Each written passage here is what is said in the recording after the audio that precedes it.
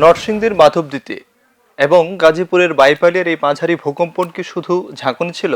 মোটেই না। বিশেষজ্ঞদের মতে এটি ছিল রাজধানী ঢাকাকে ঘিরে থাকা এক ভূকম্পনজনিত চরম ঝুঁকির জরুরি অ্যালার্ম।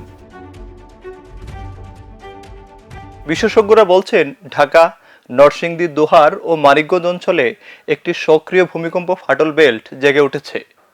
অর্থাৎ ঢাকার তোলার মাটি এখন চরম দুর্বল। তাই আগাম হুঁশিয়ারিতে জানান, যদি ৭ মাত্রারও একটি ভূমিকম্প আঘাত হানে তবে কমপক্ষে ৭২,০০০ ভবন ধসে পড়বে আর ৩ লাখ মানুষ হতাহত হবেন।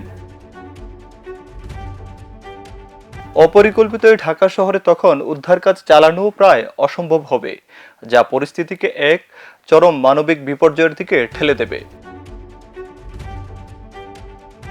বিশেষজ্ঞদের সতর্কবার্তায় বাংলাদেশের নিচে ডাউকি ফল্টে ৮.২ বা তার বেশি মাত্রার ভূমিকম্পের শক্তি জমা হয়েছে। এই ছোট কম্পনগুলো মূলত বিপদ নয়, বরং মহাবিপর্যয়ের আগাম সংকেত। ভূমিকম্পের মাত্রা যাই হোক, ঢাকায় ক্ষয়ক্ষতির ভয়াবহতা বৃদ্ধির কারণ হবে অবকাঠামোগত ত্রুটি ও দুর্নীতি। টিআইবির গবেষণা বলছে, জাতীয় বিল্ডিং কোড লঙ্ঘন এখানে নিত্যদিনের ঘটনা, যা ব্যাপক প্রাণহানির মূল কারণ হতে পারে। শীতলক্ষ্যা বেসিনের শিল্পাঞ্চল ও আবাসনগুলোর ভিত্তি অত্যন্ত দুর্বল। জলাভূমি ভরাট করে তৈরি এই নরম পলিমাটিতে ভূমিকম্প হলে ভূমি তরলীকরণের ঝুঁকি মারাত্মকভাবে বেড়ে যাবে, যা সামান্য কম্পনেও ভবনকে মাটির গভীরে ধসিয়ে দিতে পারে। এছাড়াও মেঘা প্রকল্পের ঝুঁকি, নদী তীরবর্তী শিল্প কারখানা, বিদ্যুৎ কেন্দ্র এবং ঢাকার অভ্যন্তরে নির্মিত মেঘা প্রকল্পগুলো এই কাঠামোগত দুর্বলতার কারণে চরম ঝুঁকিতে রয়েছে। ভূমিকম্প ঠেকানো অসম্ভব হলেও ক্ষয়ক্ষতি কমানোর পথ খোলা আছে।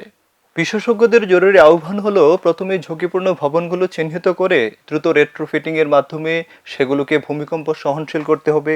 একই সাথে ভবন নির্মাণে জাতীয় বিল্ডিং কোড অনুসরণ করতে হবে।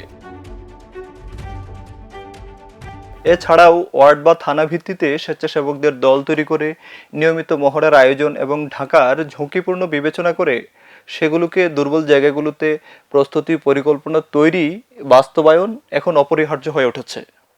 সময় দ্রুত ফুরিয়ে আসছে। এই মুহূর্তে বিজ্ঞানীদের সতর্কবার্তাগুলোকে জাতীয় নিরাপত্তার প্রধান অগ্রাধিকার হিসেবে বিবেচনা করা উচিত।